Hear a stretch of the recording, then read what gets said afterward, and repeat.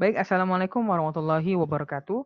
Perkenalkan, nama saya Muhammad Saifullah. Saya merupakan mahasiswa Fakultas Kedokteran Universitas Muhammad Warman tahun angkatan 2018. Hari ini akan sedikit menjelaskan mengenai bagaimana cara melakukan pewarnaan pada bakteri.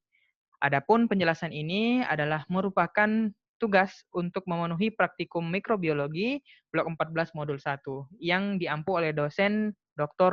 Yadi, Magister of Science. Lanjut, penjelasan pertama yaitu mengenai struktur bakteri. Struktur bakteri terbagi besar menjadi dua struktur, yaitu struktur bagian dalam atau sering disebut dengan protoplasma dan juga struktur pada bagian luar. Struktur bagian dalam yaitu terdiri dari sitoplasma, lalu ada nukleus, lalu ribosom, dan juga plasmid tentunya. Adapun struktur bagian luar yang berperan besar dalam proses pengecatan nanti dan juga hasil pengecatan terdiri dari dinding sel, kapsul, membran sel, flagela, dan juga villi. Kesemua ini dapat dilihat pada gambar yang saya tampilkan. Lanjut, mengapa bakteri ataupun mengapa harus ada proses pewarnaan ini? Kita ketahui bahwa bakteri tidak dapat kita lihat dengan mata telanjang, sehingga harus dilihat dengan menggunakan bantuan mikroskop. Namun, walaupun dengan menggunakan bantuan mikroskop, sel-sel bakteri ini tetap tidak dapat terlihat dikarenakan sel bakteri tidak berwarna, sehingga sulit ataupun sukar diamati secara langsung. Oleh karenanya, untuk mempermudah daripada pengamatan morfologi bakteri, diperlukan proses pengecatan ataupun proses pewarnaan. Proses pewarnaan bakteri lazimnya sering disebut dengan proses pengecatan. Lalu zat warna apa yang digunakan? Tentunya bukan zat warna sembarang ataupun zat warna tekstil seperti yang saya visualisasikan pada PPT ini. Adapun zat warna yang digunakan itu dalam kelompok besar dibedakan menjadi dua, yaitu pewarna yang bersifat asam dan juga pewarna yang bersifat basah. Adapun pengelompokan ini yaitu berdasarkan sifat muatannya. Pertama yaitu pewarna basah.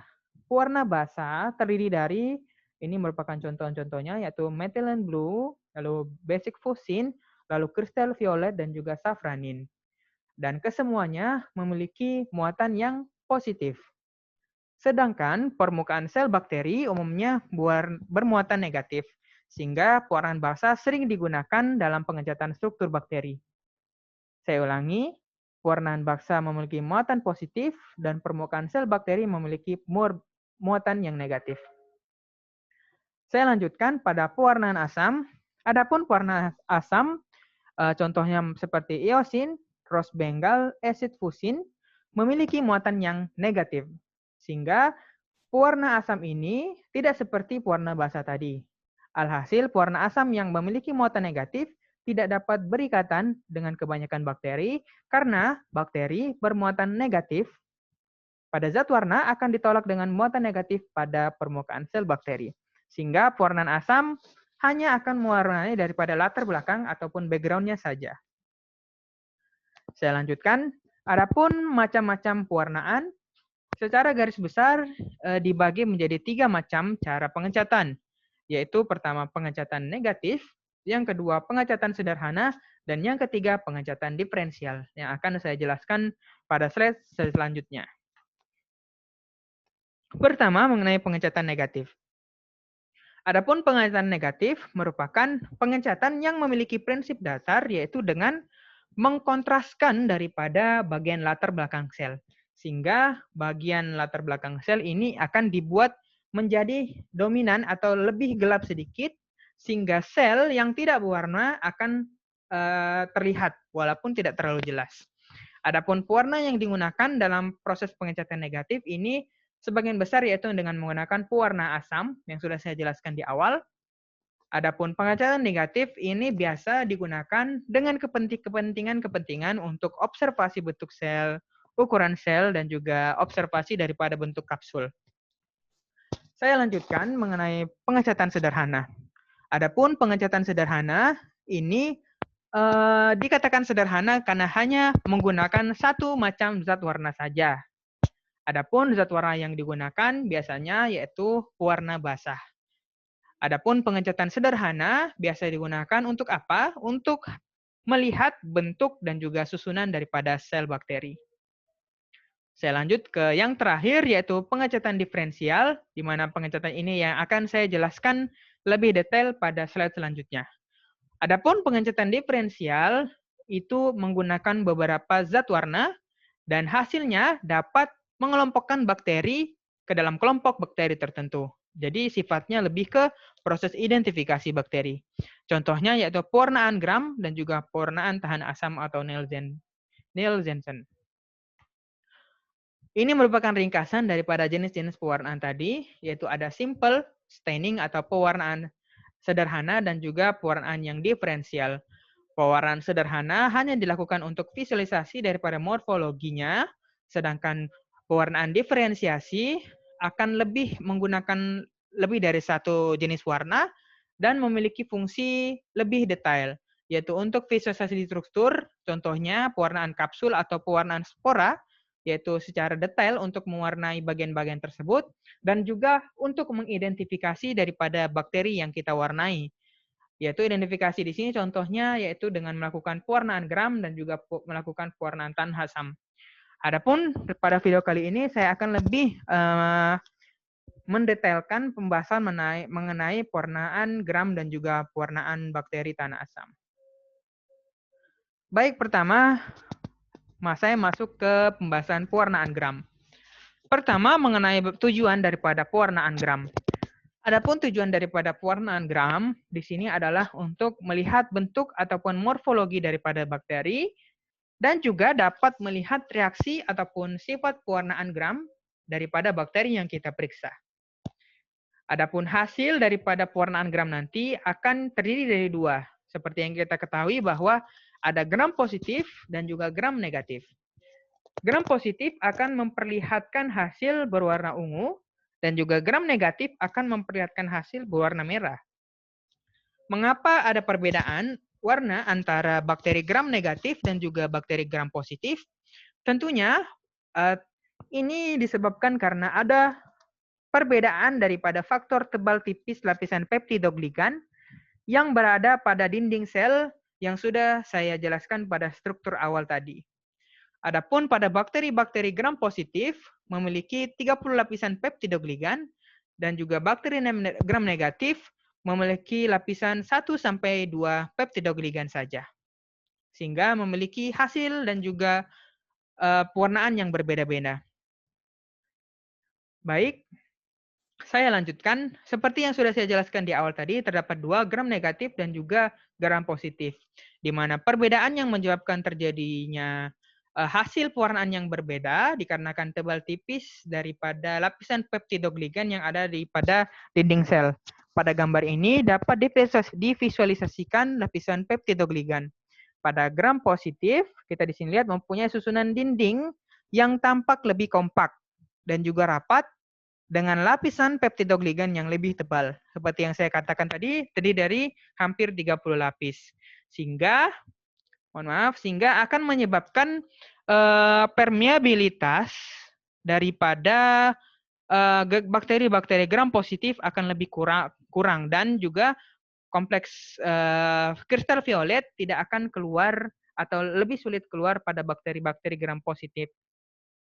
Sedangkan pada bakteri-bakteri Gram negatif memiliki lapisan peptidoglikan yang lebih sedikit dan juga tipis, hanya 1 sampai 2 lapisan yang saya visualisasikan pada gambar ini, sehingga lapisannya akan kurang kompak, tidak seperti Gram positif tadi, dan juga permeabilitas selnya akan jauh lebih besar daripada Gram positif. Sehingga kompleks kristal violet masih bisa atau masih memungkinkan untuk terlepas atau keluar. Baik, untuk melakukan pewarnaan daripada Gram, tentu kita harus mempersiapkan alat dan bahan yang kita lakukan, yang kita perlukan. Saya lanjut ke pembahasan alat dan bahan.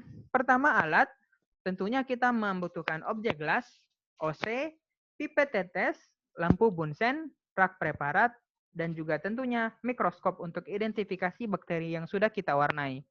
Dan jangan lupa alat-alat APD atau alat perlengkapan atau alat perlindungan diri seperti masker, jas lab, dan juga handscoon yang wajib kita gunakan pada saat masuk ke dalam lab mikrobiologi. Selanjutnya yaitu bahan. Adapun bahan yang kita gunakan yaitu tentunya biakan bakteri sebagai bahan identifikasi. Lalu satu set cat daripada gram terdiri dari kristal violet, larutan Lugol, alkohol 96% dan juga safranin. Dan tidak lupa untuk menyiapkan minyak emersi untuk melakukan identifikasi pada mikroskop dengan pembesaran 100. Saya lanjut ke bagian cara kerja. Di sini terdapat langkah-langkah dan juga gambar yang dapat kita lihat. Langkah pertama tentunya adalah dengan mengambil kaca benda dan membersihkannya terlebih dahulu dengan cara melewatinya di atas lampu bunsen sebanyak 2-3 kali. Lalu tidak lupa kita beri tanda pada kaca benda apabila kita memeriksa lebih dari satu jenis biakan. Lalu untuk mempermudah, nanti untuk suspensi bakteri, kita membentuk elips pada bagian bawah, di bagian tengah-tengah kaca benda. Tujuannya adalah sebagai panduan letak ataupun batas-batas yang akan kita gunakan untuk meletakkan suspensi bakteri. Setelahnya kita ambil satu OC, tidak lupa sebelumnya OC-nya kita pijarkan terlebih dahulu di atas lampu bunsen. Satu OC biakan bakteri dan juga kita suspensikan pada kaca benda yang sudah kita bersihkan di awal tadi.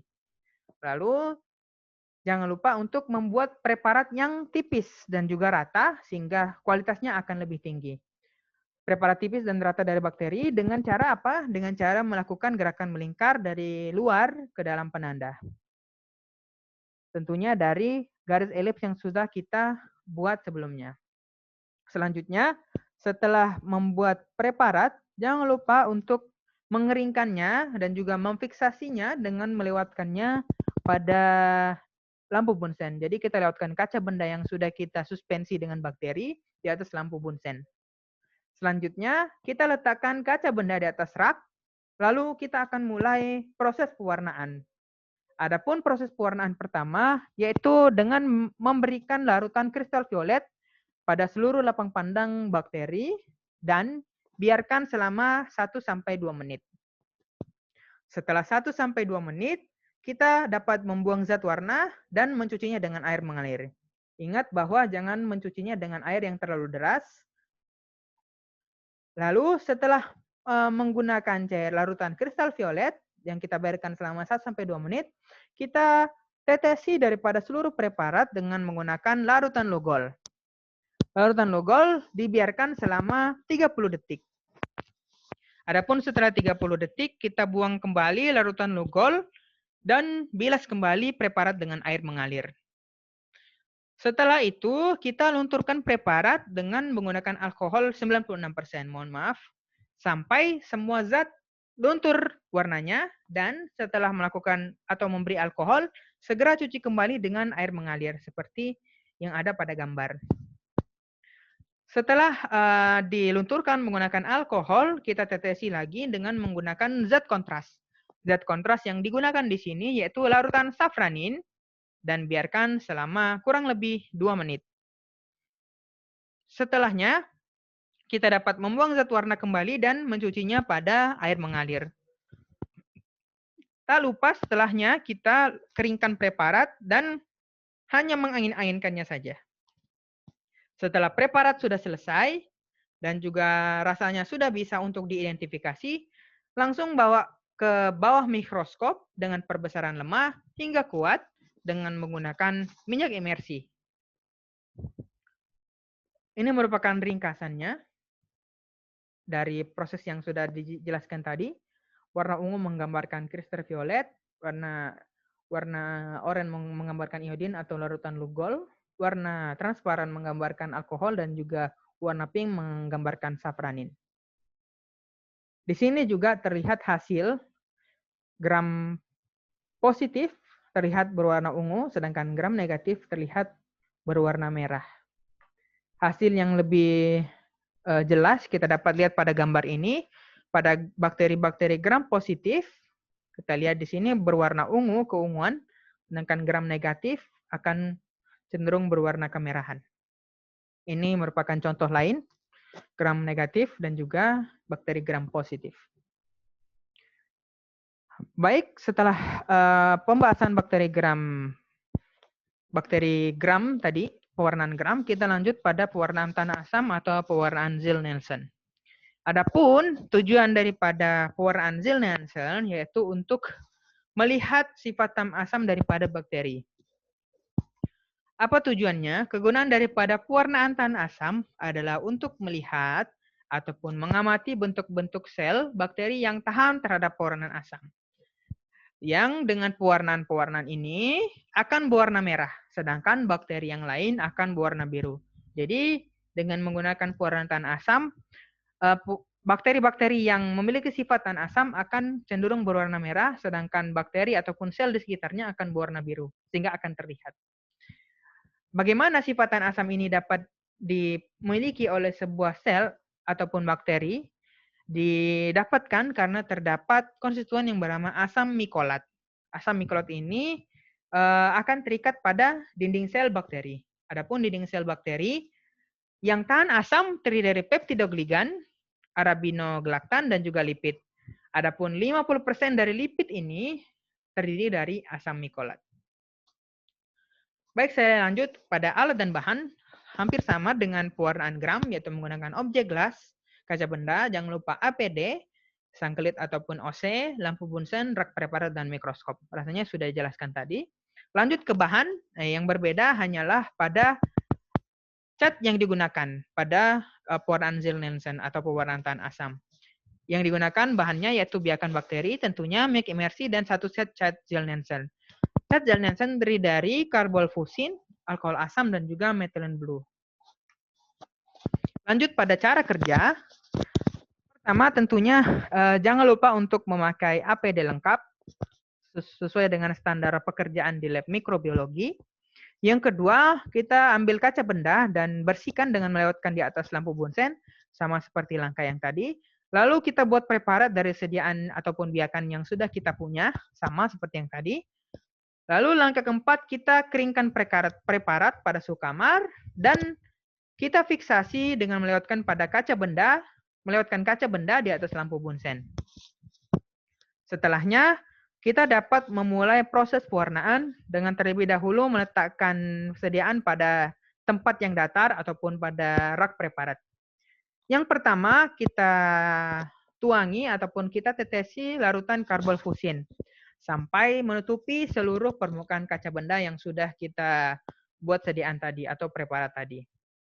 Setelah menggunakan larutan karbonfusin, dapat dilewatkan ataupun disentuhkan dengan nyala api sampai zat warna tersebut mengeluarkan asap.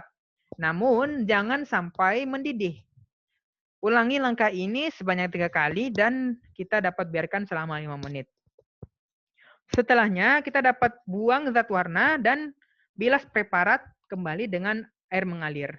Jadi yang pertama itu karbonfusin, kita lewatkan di atas nyala api dan juga kita buang zat warna dan bilas dengan air mengalir. Setelahnya kita lunturkan zat warna yang kita berikan tadi dengan alkohol asam sampai semua zat larut dan segera cuci dengan air mengalir. Lalu setelah memberikan atau melunturkan zat warna, kita tuangi lagi preparat dengan larutan methylene blue dan dapat dibiarkan selama 30 detik. Lalu kembali cuci dengan air mengalir dan bisa dikeringkan dengan cara diangin-anginkan. Setelah kering dan juga sediaan siap ataupun preparat siap, kita dapat mengamati preparat di bawah mikroskop dengan perbesaran lemah hingga kuat dengan perbesaran 100 dengan menggunakan minyak imersi. Adapun hasil dari pewarnaan tanah asam atau Ziehl-Neelsen seperti ini, bakteri-bakteri yang bersifat tanah asam akan berwarna merah, sedangkan sel yang berada di sekitarnya akan terwarnai berwarna biru. Ini merupakan hasil pewarnaan tanah asam atau Ziehl-Neelsen pada Mycobacterium leprae. Mycobacterium leprae termasuk bakteri tahan asam atau basil tahan asam, BTA. Di sini terwarnai warna merah, sedangkan sel dan juga bakteri di sekitar akan terwarnai berwarna biru. Baik, cukup sekian presentasi dari saya. Semoga dapat menjelaskan dan juga bermanfaat bagi penonton semua. Sekian dari saya tutup. Wabillahi taufiq wal hidayah. Wassalamualaikum warahmatullahi wabarakatuh.